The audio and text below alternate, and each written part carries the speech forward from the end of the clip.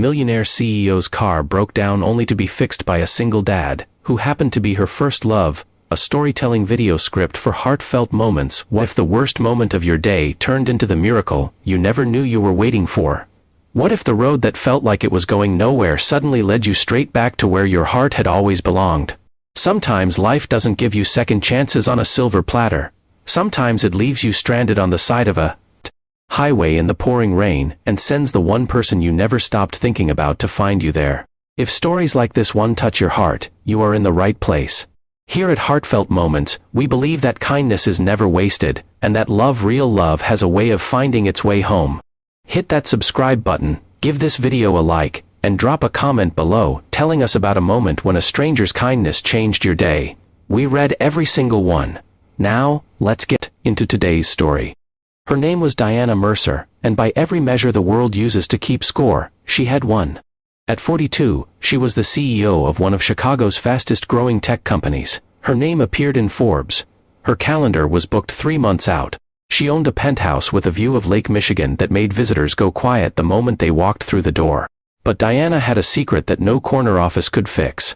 She hadn't been truly happy in a very long time.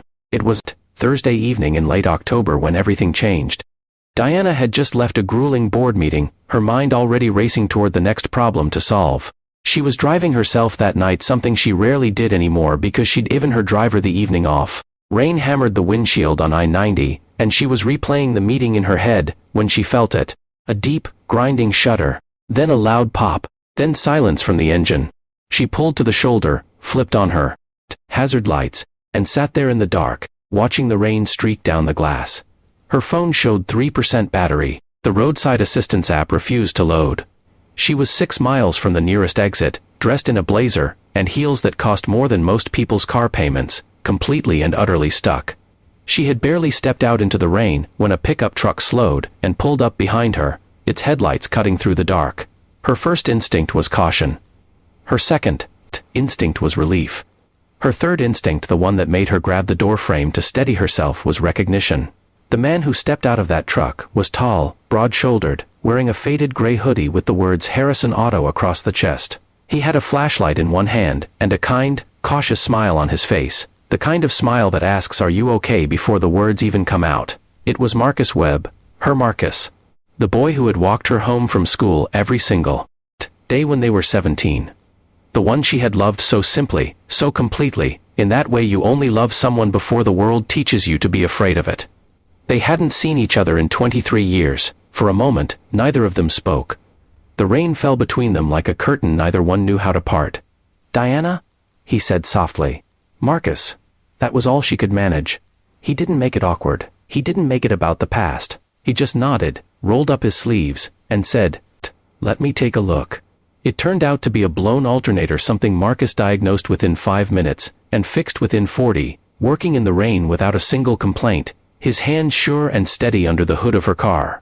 He had a toolkit in the back of his truck that he'd kept there out of habit, he said, because old instincts die hard. While he worked, they talked.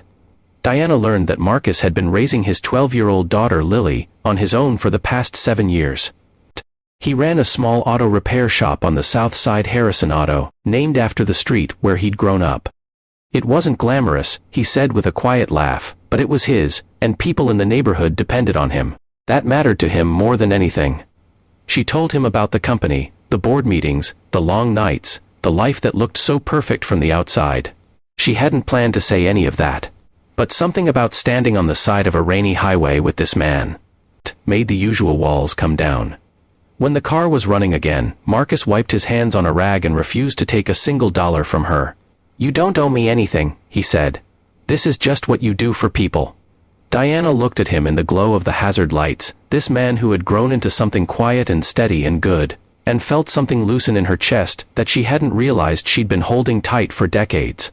She asked if she could take him and his daughter to dinner, sometimes, just to say thank you properly. He smiled that same smile, the one she recognized all the way down to her bones, and said he thought Lily would like that.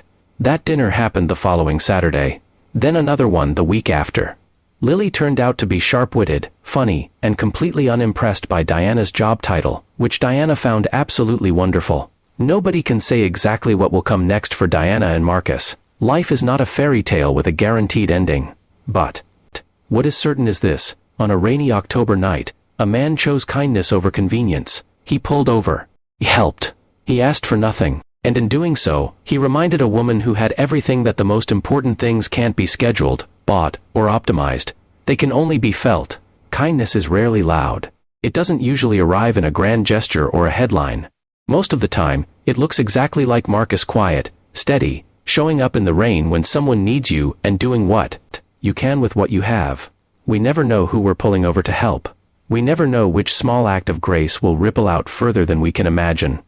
But the world becomes measurably warmer every single time we choose to stop, to help, to see another person, and say without any strings attached, "I've got you." So today, whatever your day looks like, find your moment to be someone's Marcus. Pull over. Show up. Be kind. And if this story moved you, please share it with someone who needs to hear it.